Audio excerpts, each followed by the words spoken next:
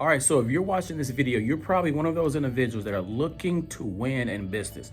Whether you're in network marketing, multi-level marketing, direct sales, whatever it is that you're doing, you're wanting to figure out how can I stop just dropping a post here, just dropping a post there, bugging my friends and family, making the list of the same old people that I made a list of 5, 6, 7, 8 years ago, and assuming that they're going to be my next business partner. They're going to be my next partner, my next customer, my next client. No, it's not going to work that way. I'm going to lay out to you in this training the proper mentality that it takes to be successful in this space. So if you're looking to get ahead, you're looking to figure out, okay, what do I need to do to be able to stand out from the crowd? Listen to this video and get back to whoever sent this to you so we can put you on your track towards success.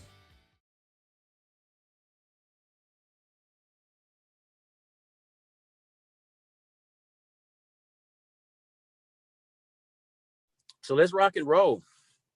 All right, so my name is Brian Street. The image that you see on the screen is actually Mr. Chris Holder. He is he's known as the Millionaire Mentor. I met him back in 2018, March 23rd weekend to be exact. I remember picking the guy up from the airport, and I had a good bit of success under my belt, at least from what I thought, at least through the perspective of those who I've been surrounded by. And I remember sharing some things with him that really helped me expand my vision right then and there.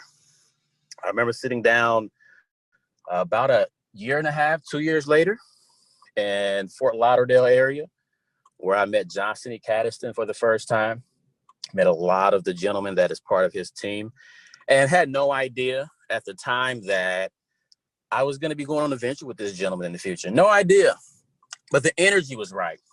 And that's one thing I want everybody on this line to realize. When it comes to business partners, when it comes to those who you really want to spend your time and associate yourself with, you got to make sure that energy is in the right place.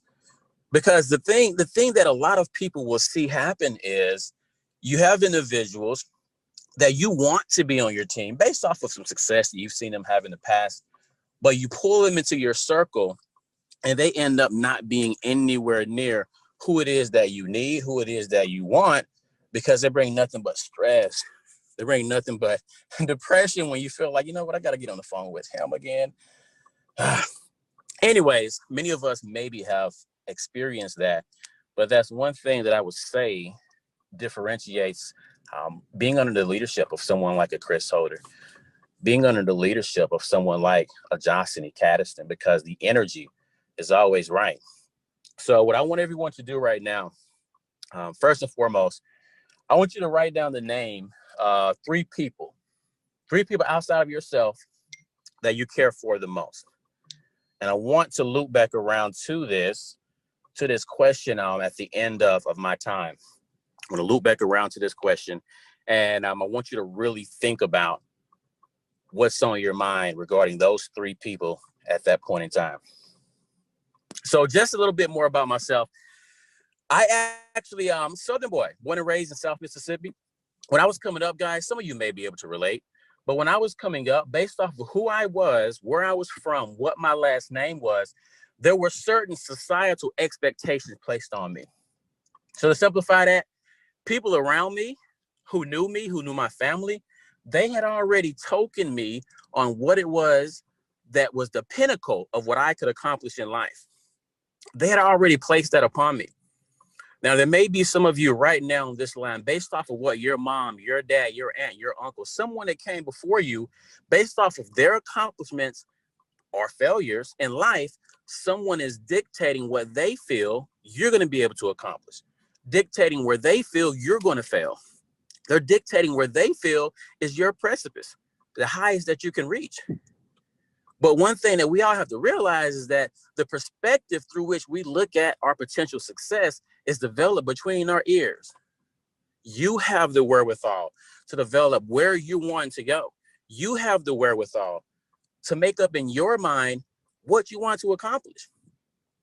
But as cliche as it is, those who you spend the most time with, those who you allow in your ear the most, they're going to have a very heavy bearing on what actually happens up between your ears that produces the emotions, the behaviors, the actions that's going to manifest in front of you, which started in your mind. So ask yourself, who are you conversing with on a daily basis? Now, you may have just come into this company and you really don't know too many leaders yet, but I tell you right now, get to know as many leaders as quick as possible. Get on the phone with them, get in their trainings, listen in on their recordings as often as possible, because that's you allowing them to mentor you, even if you're not having a one-on-one with them. They're getting into your headspace. Now, I'm an academic guy. Got 3 degrees, working on a 4th one. And I'm really big in the mindset space. I'm really big in the psychology space. One of my degrees is in psychology, and studying a whole bunch about the brain and how the brain actually can be used to map out where you want your life to go. But it's all about what you're telling your brain and what you're allowing your surroundings to tell your brain. Now, with that being said, with my academic path, I always sought to be a little bit different. I don't know where it came from. I know my parents always poured into me, never to settle, always want to be the best. I played sports coming up. I used to get chewed. I know Johnson, I know you and Chris played basketball coming up. I was that guy where at the basketball game, if I wasn't killing it, my mama was the loudest one in the stands telling me how sorry I am, telling me how I ain't no son of hers. Now that was the motivation that she thought was going to push me forward. I took it as it was, but you have to have those people getting into your head to let you know what, you have more. You have more inside you than it is that you have seen around you. And there's a gentleman that I listen to on a frequent basis that he mentions all the success in the world that you desire. You don't have to go outside to look for it. It's already inside you, but it's about using that external inspiration to develop the internal motivation. Now that takes you back to the 3 individuals that I asked you to write down at the top of this hour. The 3 individuals that you care about most outside of yourself. Keep those individuals in mind. Now, back in 2012 was the first time that I actually partnered up with a company in this industry. I was an amateur. I was wet around the collar, didn't know what I was doing. But the gentleman that actually got on the 3-way with me, that got me started with the company, I used to play Madden football on Sega Genesis. No, it was PlayStation. I used to play Madden football. He was my favorite receiver. So I got on the line with him, and he pretty much sealed the deal. The product was something I was already using on a continuous basis, and this was apparently a better version of it, or healthier version. So he closed the deal on me to get into that company. Coming into that company, like I said, I was fresh around the collar. I had no idea what I was doing. And the leadership, my upline at the time, he, not too far after I started with the company, he had to move from where we were living to Houston, Texas. And I was left out on a limb by myself. So, and this is something that some of you may be able to resonate with. I started to get discouraged. I started to feel like, you know what, maybe this wasn't for me. You know what, maybe I should just go back and focus on that job. I was doing decent at the job. I was making okay money. I wasn't stressed out like this, not realizing or not understanding which direction I was going to go in. But I had someone that I would say was my angel in disguise, so to say. I remember it very vividly. I was posting all this negativity on Facebook. And just on that note, guys, what you put out, you get back. Just remember that. What you put out, you're going to get back in one way or another. So I'm posting all this negativity on Facebook. I didn't even have an Instagram at the time. And I started seeing business just get worse and worse and worse. I couldn't get anybody to sign up in the company with me. My product sales were down, and I just wasn't making any type of headway. But I had a gentleman out in Denver, Colorado, that he saw my content. He called me up. It was about 8 o'clock at night. He called me up, and he was pissed off, for lack of better words, of what he was hearing or seeing on social media coming from me. Because we had a conversation. We had a conversation at an event earlier in that year, and he saw me shed tears. He saw me get highly emotional about why I wanted to be successful. And then he let me know, he reminded me, like, this isn't the same B that I saw there at that meeting. This isn't the same guy. So in saying that, who do you have holding you accountable? Who do you have actually pulling you up, slapping you around a little bit? Hey, snap out of it. I don't know what's wrong with you, but you better snap out of it. Who do you have? I know I got a Chris Holder, and I'm telling you guys, Chris, man, I'm gonna tell you a little story real quick. So I started my own company back in 2018. I've been blessed to start multiple companies by that time, start a nonprofit organization in partnership with a university. I'd already developed a mentoring program. So I was on my way. I was doing the things in life that I dreamed of doing, developing programs to positively impact the youth, developing nonprofits to go out and impact the lives of the masses. I was doing my thing. But at the same time, I made this promise to Chris, and it was at the meeting. It was at the seminar that we met at. I told him that I was going to have this book ready by a certain date. Now, those of you who know Chris, he ain't going to forget. If you tell him you're going to do something, you better do it, or you better tell him, you know what? Actually, this is where I really need you, like, let him know what's up. Because if you tell him and you don't do it, he's going to remember. So the day came, he called me up. It was like 2 weeks past when I told him I was going to have this task accomplished. Like 2 weeks past it, he hit me up, and we conversed a little bit. Hey, B, so what about that book? I was like, man, and he stopped me. You know what? I don't want to hear it. Like, you lied to me. You lied to me. And he told me, we can talk about anything else. We can talk about sports, we can talk about basketball, anything else, but I don't want to hear about the book because you lied to me. And he switched from that tone, that assertive coaching style, right on over, oh man, you should have saw what my daughter did this weekend. Guys, when you have people that are going to hold you to the fire, but they're not going to dog you out. They're not going to make you feel less than. That's the type of leader, that's the type of mentor you want to keep you moving forward. So reminding yourself, who are you surrounding yourself with? And one thing that Chris once said at a training was, it doesn't matter how passionate you are, how much drive you have to accomplish whatever it is that you're looking to accomplish. What matters is who you have holding you accountable. Because if you got somebody every time you fall short, oh, it's okay, you'll get it next time. You'll get it next. No, it ain't going to be no next time. Because you continue to internalize the fact that it's okay to fall short. But when you have someone that, okay, I'm going to empathize, yeah, okay, I see what the situation is. I feel you, okay. But the marketplace don't care. Your customers, they don't care. Your partners, they don't care. So understanding that your excuses are mute on the ears of those who actually matter when it comes to what you already promised them, once you understand that, that's where you can start to make a little headway. You got to get in your feelings a little bit. You got to get shaken up a little bit. You got to have people make you realize that, you know what, you say you want X, Y, Z, but your actions are not in alignment with what's coming out your mouth. So when what's coming out your mouth is incongruent with what your actions are, then you might want to change what's coming out your mouth, or you might want to step up what you're actually doing. Now, remember 2015, whenever I decided, you know what, I'm about to actually take my life to another level. I don't know who's going to come with me, but I'm about to do me.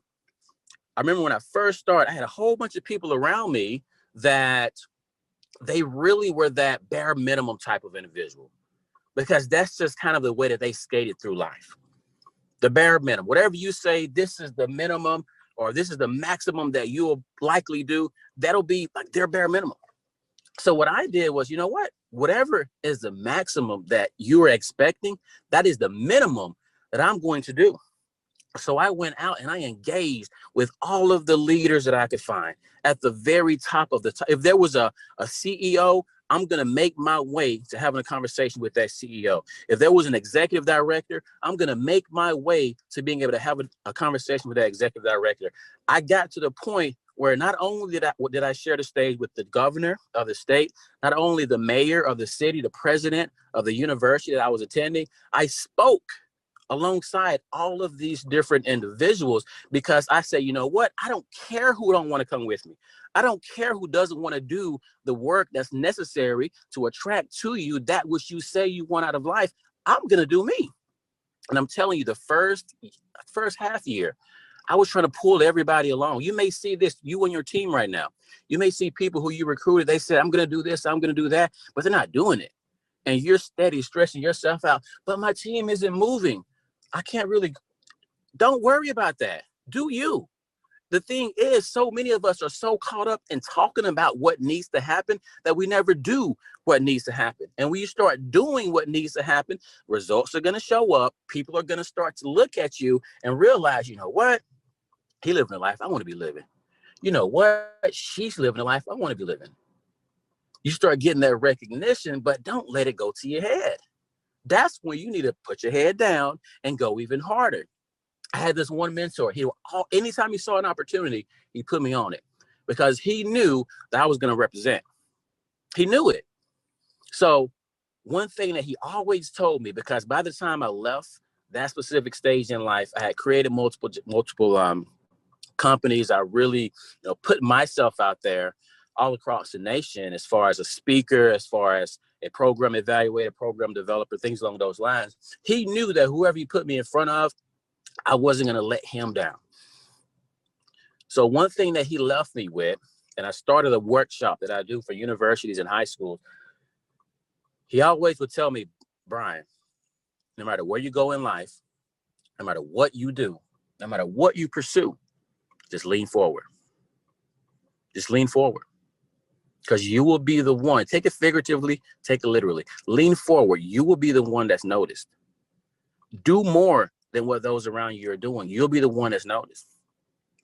But when you wait and you look at that person next to you to give you permission to be your greatness, that's when you're going to allow yourself to be left behind. So I ask each and every one of you, who are you waiting on to be great? Whose permission do you need? You don't need your upline's permission to be great. You don't need that partner who came in with you and said, we're going to kill this to be great. But at the same time, you don't need that person that you saw in the mirror yesterday morning, this morning. You need that person who you're going to see in the mirror tonight. That person who you're growing into. Because so many of us are too caught up in who we are, who we were, what our reputation was, that we don't want to go out on the limb with something that has proven to be effective for one person and understand that what one man can do or what one man has done, another man can. What one woman has done, another woman can. Why can't it work for you? Why not? It's all in the head, guys. That's it. It's all in the head. So asking yourself, or better yet, telling yourself what you want from life, writing it down, revisiting it on a regular basis, listening to audio of people that have been through similar struggles as you, being able to get in front of rooms and not worry about how people feel about you, but you speak from your heart based off of your experiences, and you allow that to attract people to you who are meant to be attracted to you. When you're out on social media, you're trying to attract certain clients, certain customers, but you're trying to do it the exact same way that the next person is doing. No, you got to be you. Take their guidelines, take their framework, take their blueprint, sprinkle your own personality onto it. Because that's when you're going to attract those who are meant to be with you, who are going to stick with you. And then once you have that right mentality of, you know what, it doesn't matter what the next man says. It doesn't matter what the next woman says. This is what's going to bring me and mine what it is that we deserve. So as we get ready to close out, there's a book, and it's called what is it called? Motivation Manifesto. Motivation Manifesto by a gentleman by the name of Brennan Burchard. And it talks about accomplishing your personal freedom. Now, when you think about personal freedom, use whatever definition you want to use, but I would highly recommend purchase the book and read some of the guidelines that he has laid out and just start applying. Start applying, guys. You know, I'm Mr. And I remember Johnson, he introduced me one day and he said he's got more degrees than the thermometer.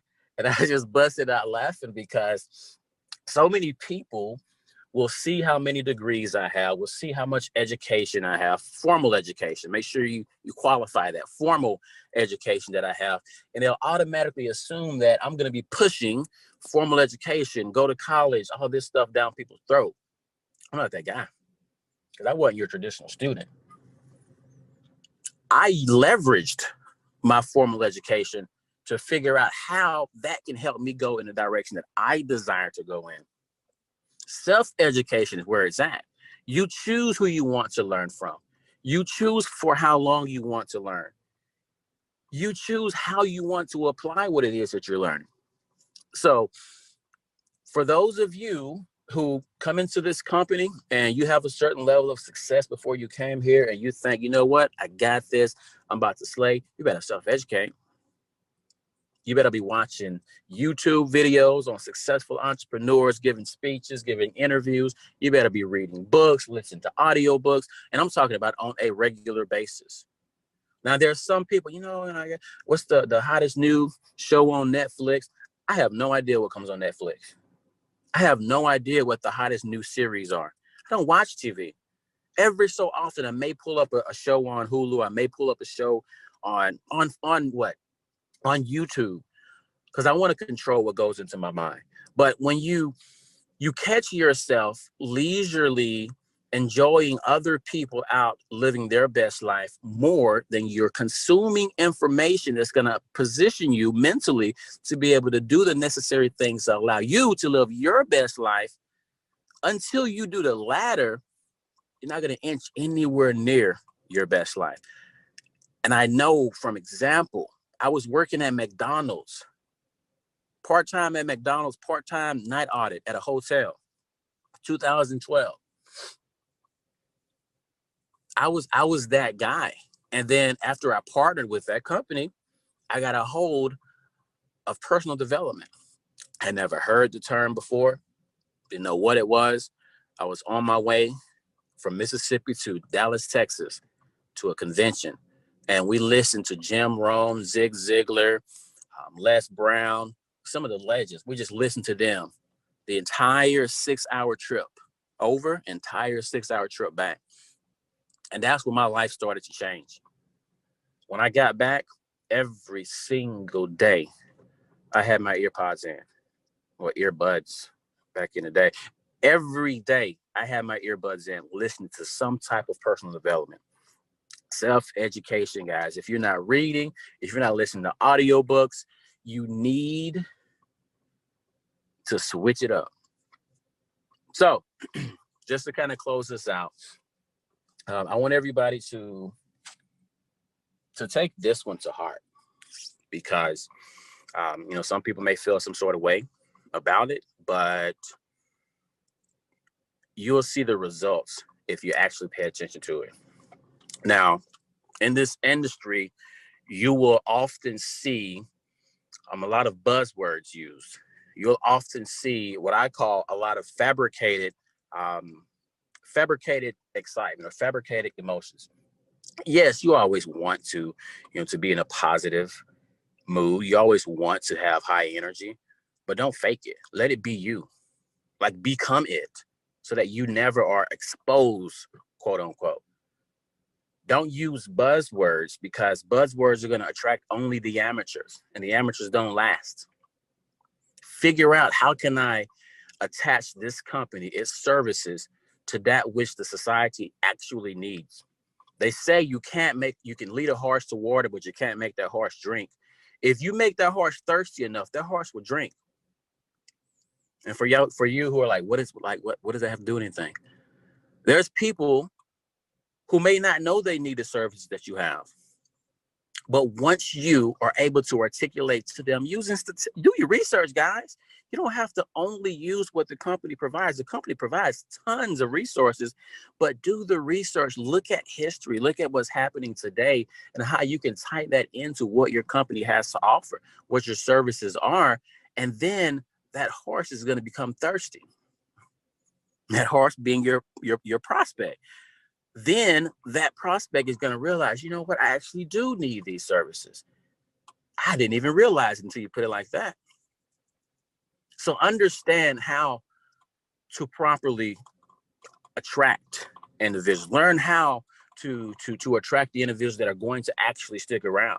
Learn how to have a conversation with a professional about what it is that you do. Because if you can't go into a room with a professional who's going to debunk your typical network marketing rebuttals, like you're not going to attract enough people that are going to get you to that next level.